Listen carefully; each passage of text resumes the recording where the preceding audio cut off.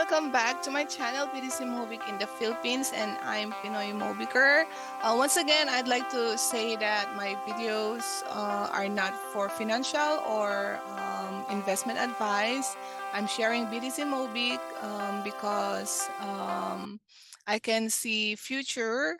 The future of BDC Movic is so bright. It's shimmering so bright, and personally, yeah, I'm sharing BDC Mobic voluntarily, and personally, I'm fascinated by the BDC Mobic phenomenon. Um, BDC Mobic is it's Bitcoin's monetary phenomenon po siya. Yes, na-innovate po siya, and it is designed to be different. Yes, because of our brilliant Professor Temin O sa mga unique strategies niya. Yes. So it's been a while to make another video and to give updates because yeah, I moved in and now living off grid. Yes. So if you say living off grid, that's no electricity, so I'm using a solar panel to have energy. So for now, it's limited for me. I'm having some classes. Yeah, so I was so busy for the past few weeks, and I'm still adjusting living off grid. So I'm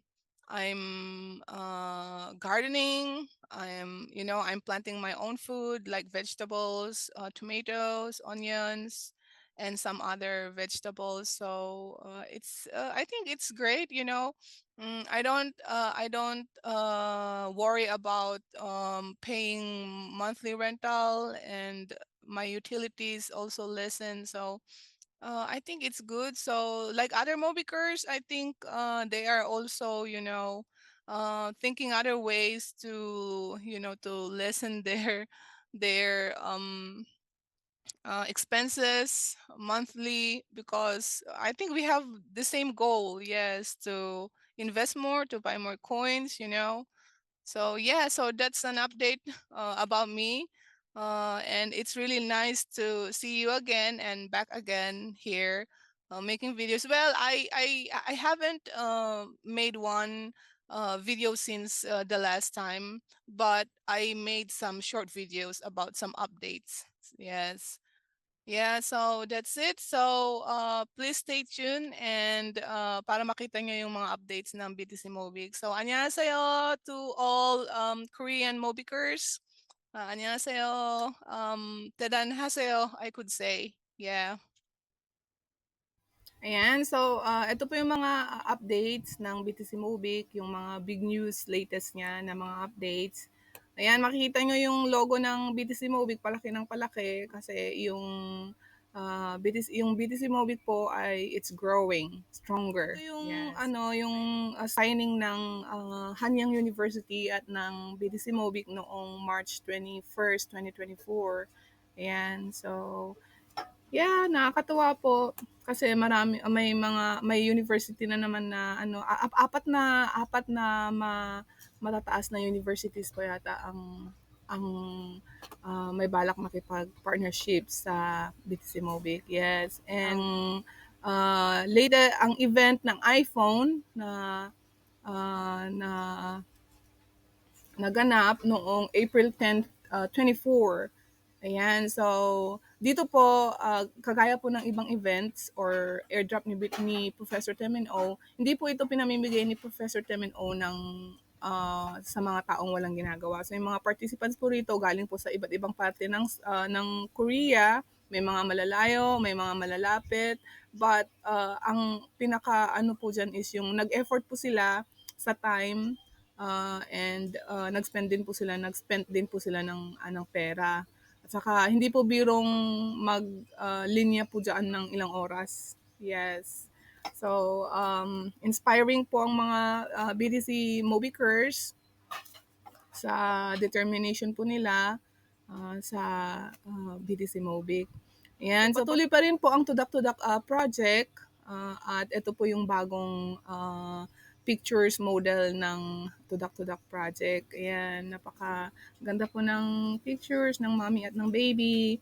And then, hindi po dyan nagtatapos. Ang BTC Mobi po ay nasa bus na rin po siya, go round and round sa South Korea. Yes, nakakatuwa po. Makikita nyo dyan, nasa side, nasa back, nandyan. So, 우리 아이의 첫 자산은 Bitcoin 대신 Bit2Mobic. Ayan, masyado nang mahal ang Bitcoin ngayon. Kaya ang Bitmobic mura pa siya pero ang future niya is napakalinaw po. It's shimmering light. It's shimmering so bright. Yan. So ayan po and sa bus, so sa subway station din meron ng tudak-tudak advertisement. Ayan, napakaganda po. Yes. And then, Mobikers na nag-join ng marathon. And ayan, hawak po nila yung banner ng Tudak-Tudak. Ayan, nakakatuwa po. Nakakatuwa po silang tignan. Talagang inspiring po sila. Yes. And then, ayan, so ito yung update namin sa BTC Mobic in the Philippines, our first Pinoy baby Mobicer. Yan, 3 months old na po siya. He's growing healthy. Ayan po yung picture. That was the picture taken when we celebrated and congratulate his family becoming the first Pinoy baby Mobicer. Ayan, so God bless him and his family. And ngayon, ongoing pa ang BTC Mobic Pop Art sa Insadong. Ongoing pa po itong event na ito. So, sa mga gusto pong mag-join, go there and line up. Yes. Ito pong event na ito ay nag-start po nung May 2nd. Yes. And magpapatuloy po ito until September, I believe. And makikita nyo may nag-build na ng tent, nakapila po sila, nakaupo sila sa road. Ayan. So talagang yung dedikasyon talaga nila sa BTC Mobic ay hindi po biro. Makikita nyo talagang nakakabilib po sila. Yes, rain or shine, unstoppable po ang Mobicers. Ayan, ito pa rin po yung Insadong Pop Art event. Yes, so rain or shine, makikita nyo, basta yung road, makikita nyo may araw dito sa side na ito. Rain or shine, unstoppable talaga ang Mobicers. Yes. And yan po yung mga latest na updates sa ngayon. And ito po si Professor Temin O, nagiging mas famous na po siya ngayon. Mas nakikilala po siya kasi mas kumakalat po ang BTC Mobic at yes, yung pagka expert niya sa Bitcoin ay nakikilala po siya ng mas nakikilala. Yes. So, sa mga hindi pa po nakakilala kay Professor Temin O, siya po yung founder ng BTC Mobic. Isa po siya sa experts sa Bitcoin sa South Korea at may mga books po siya about Bitcoin. Yeah, so I could say brilliant founder and unique po yung mga strategies niya. Katulad po ng BTC Mobic, nasa public goods po siya, nasa partnership po siya, nasa business partnership din po siya kagaya ng yung mga lumipas na sa Ray-Ban, sa whiskey, yung mga airdrop niya.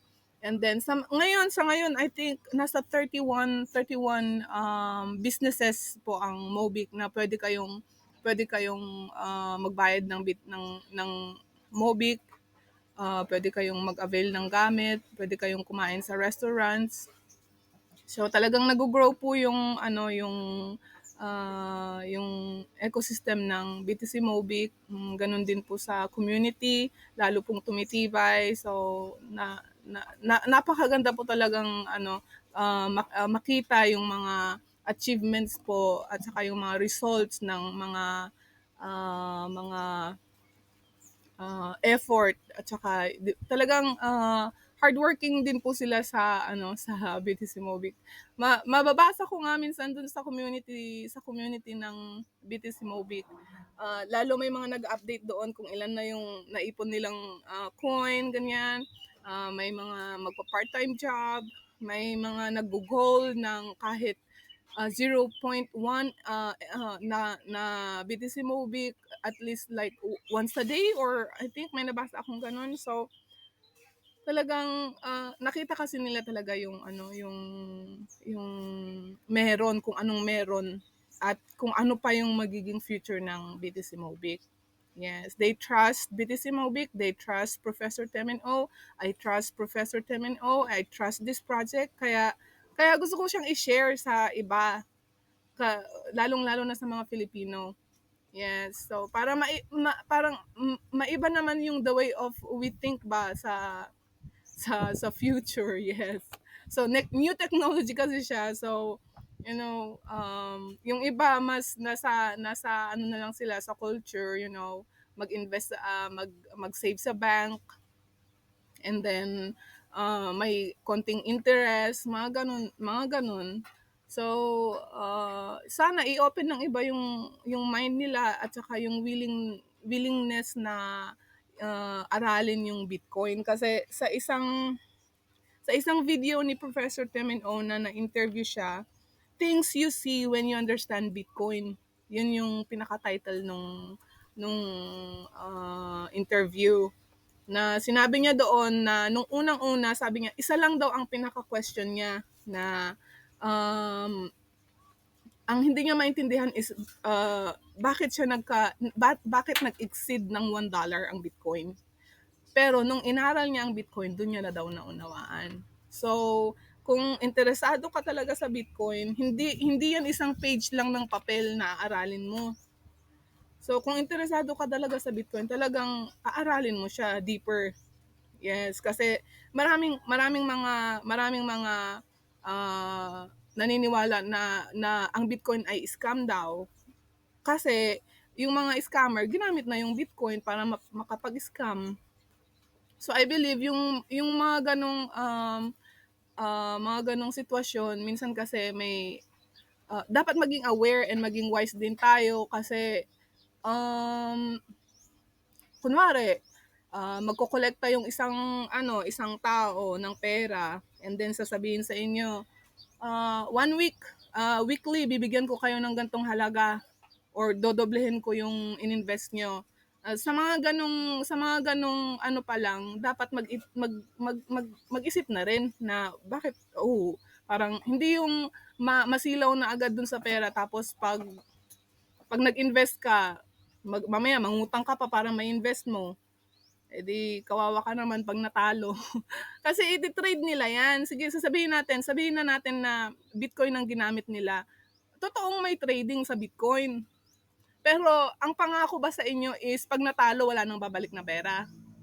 Hindi, di ba? Weekly kayong bibigyan or dodoblehin yung ininvest nyo. Mga ganon. So, maging wise. Ang BTC Mobic ini-introduce ko kasi hawak nyo. May account kayo, hawak nyo yung, yun yung pera nyo yun. Yung coin na yun, pera nyo yun. Bumili kayo ng BTC Mobic, transfer sa wallet nyo, sa account nyo, hawak nyo. Hindi yun trade.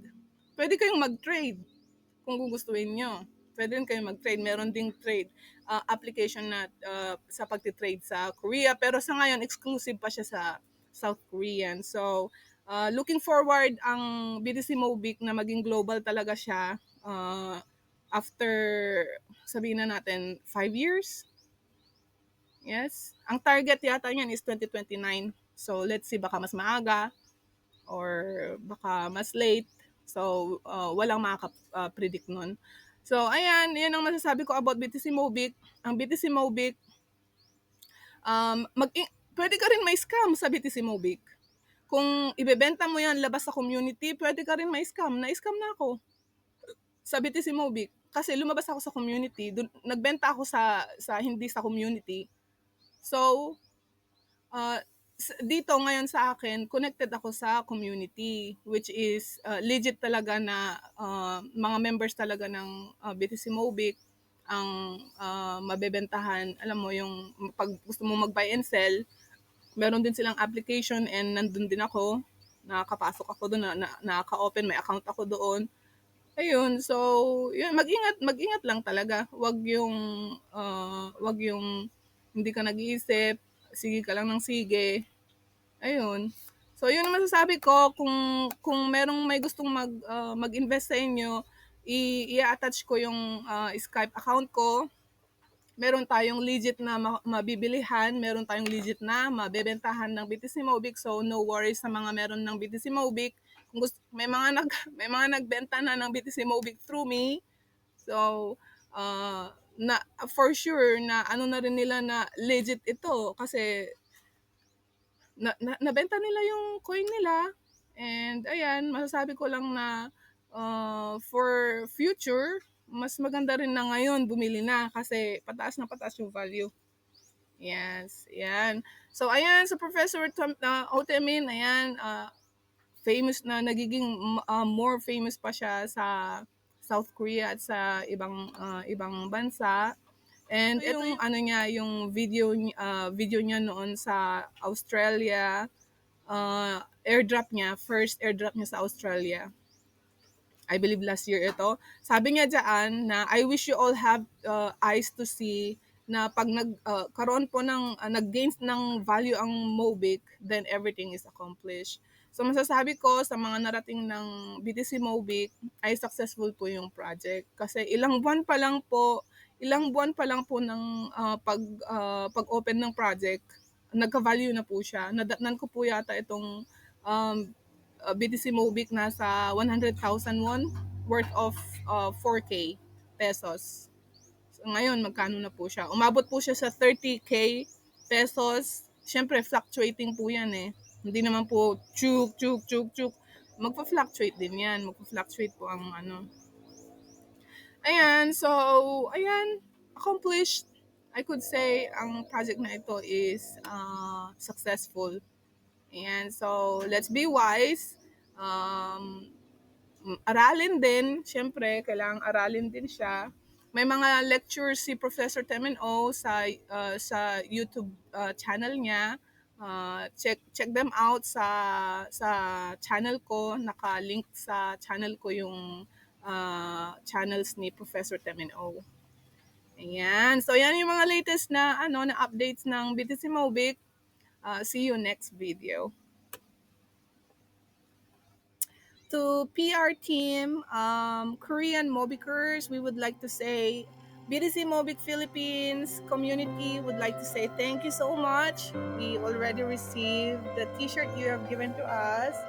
Thank you so much for this cool t-shirt. We're gonna wear this when we get together. So see you on my next video. Thank you.